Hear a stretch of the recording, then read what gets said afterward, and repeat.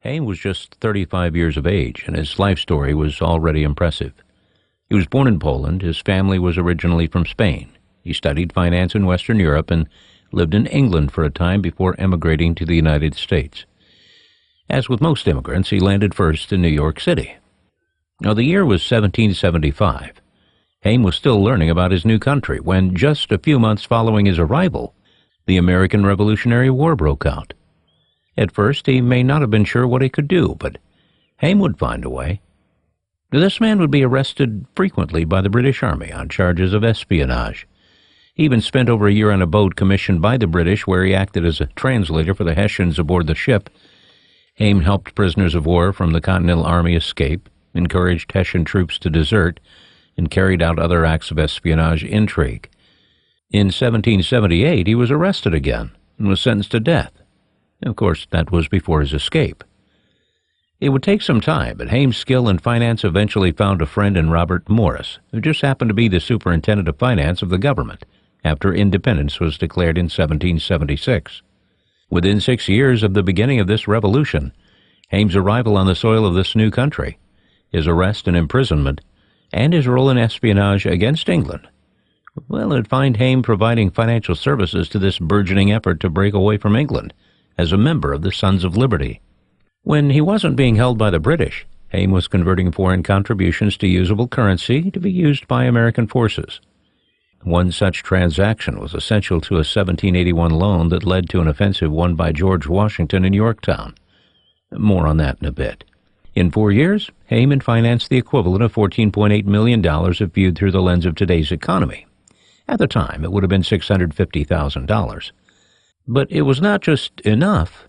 It turned the tide of the Revolutionary War effort. Back to the story about Yorktown, mentioned earlier. George Washington was facing this battle with no money, no credit. His troops were on the verge of mutiny. Robert Morris, superintendent of finance, essentially sent his regrets that he had no way to help. Washington's simple reply? Send for Haim. The funding Haim brought to that battle helped end the war. Now, this man worked behind the scenes to finance an effort that was a struggle for American independence. He wasn't originally from America, but neither were most who engaged in this fight. Haim had been in prison, conscripted, faced discrimination, and may have been thought by some to be too young. But his specialized set of skills made him uniquely qualified as a great American hero. Did all of this lead to accolades and notoriety for Haim? Well, not before his death. You see, Haim was 44 years old when he became ill and died, penniless. All of the money he had financed had not been repaid. Then again, Haim had never asked to be repaid, and he would be buried in an unmarked grave.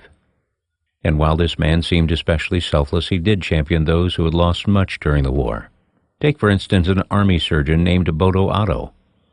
He joined the war effort at the age of 65 and remained until it ended. He established the Valley Forge Hospital and used his own funds to supply the medical facility.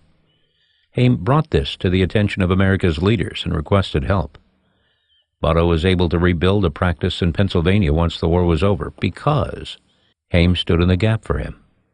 Haim also supported members of the Continental Congress, including James Madison and James Wilson. His charitable nature showed up in Philadelphia when, in 1782, Haim made the single largest donation to construct the congregation Mikvah Israel. Haim's efforts would eventually be lauded with plaques, memorials, and stamps. He was even given the title American Patriot. A World War II military vessel was named for him, as was a gold medal. There are statues in various cities and even a character presence in a Hollywood movie that would eventually pay tribute to the man who many suggested was a key reason the Continental Army succeeded.